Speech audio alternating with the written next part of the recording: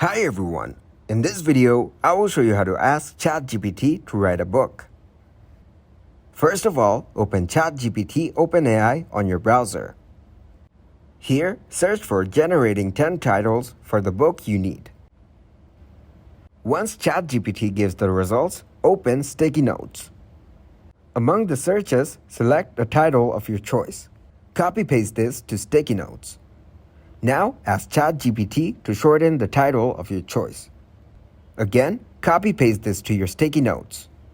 Then, you have to write generate chapters, at least 5, on that particular topic for its book content. Then, hit Enter.